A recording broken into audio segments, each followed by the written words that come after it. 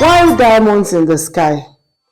I didn't really have a title in mind, but the purpose of Leah really it's about spreading hope.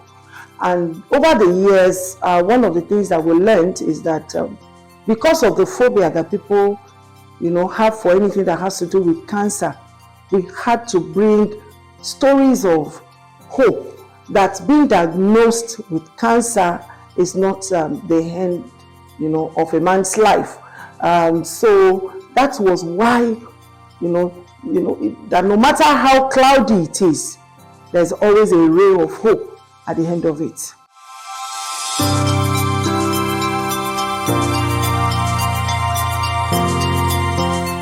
While I was growing up, there was a production by the Mount Zion. I think I was around age 13, 14. And I realized that even up till now, that's about over 40 years, the story still resonates.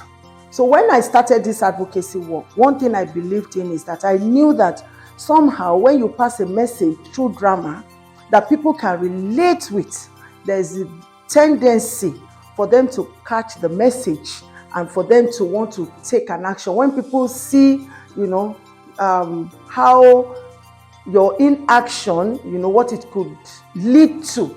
So that was what I'd always had in mind, and that was what gravitated into us producing Diamond in the Sky as a foundation.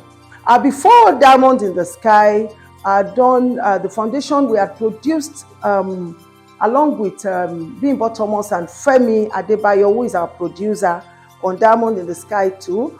He also believed in storytelling, so we had done a 13-week series that was put on the local TV, Kwara TV, called Shayewo.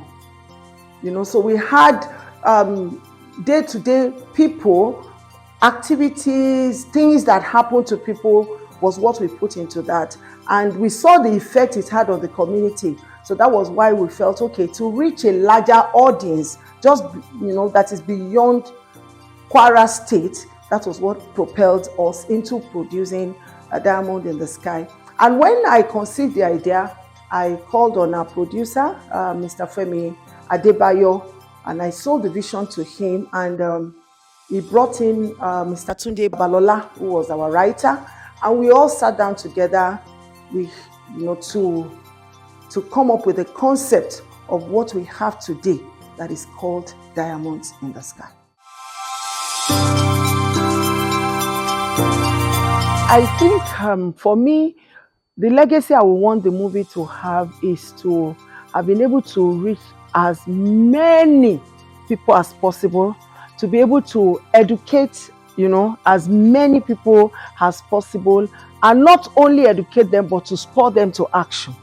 Then I'm hoping that, we will begin to talk more about, about this thing called cancer. We will stop saying it like, something that is, that is extraordinary. So that really would be one legacy I wanted to have, that cancer will become, especially cervical and breast cancer, will become something that does not readily kill our women anymore. And while I would really look forward to people who have it coming out more, being open to talk about it, being ready to share their experiences so that others can also in turn learn from it. So that's the legacy and the conversation I want this movie to bring about in the society.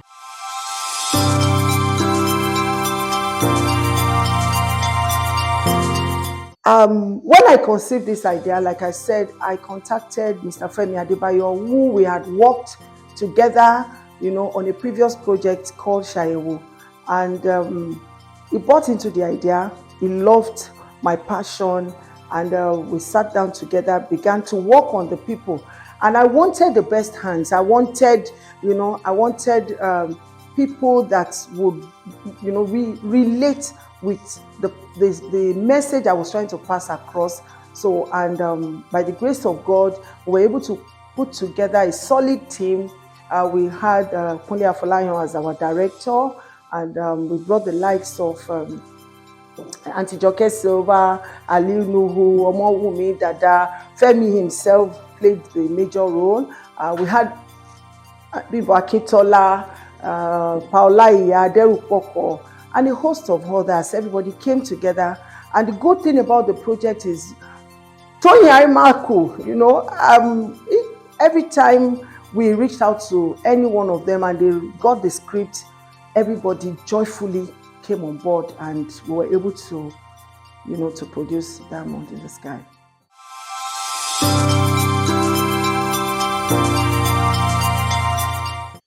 Tiwantiwa, of course, is to showcase that we are blessed in Kwara. We had people who were making it big, the likes of Baba Adebayo Salami is a Kwara indigene, and he was super excited about the project, and he was ready to work with us on it. Kunle Afolayan, as we all know, is also from Kwara. He too believed in the project. So, what would you have us do? And thanks to our other crew members who are not from Kwara, but also believed in that project. And we also had people from our Kwara State Arts and Council. Some of them were also part of the production.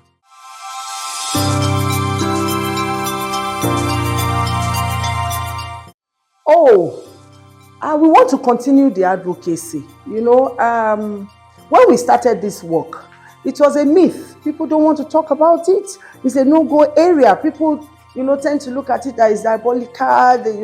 There was so much story around it. So we began to talk. We began to talk about it. We began this advocacy drive across, everywhere in Kwara State. We've been to religious organizations, traditional rulers, where markets, where you have a concentration of women preaching, get yourself screened, Elo Shayewu. So, and to the glory of God, we have seen an improvement in people's responses, but we're not there yet. There's still a lot of ground to cover. So, like I said, I believe in storytelling. I have stories of hope, people who have gone through it, who have survived. So I want to tell their stories. So look out for more of stories like Diamond in the Sky, preaching hope, telling us what to look out for, what to do, what we need, steps to take, where to look for, necessary help to look for, when you are confronted, with such things like this. For us at the Lear Foundation, we believe that being diagnosed with cancer is not a death sentence.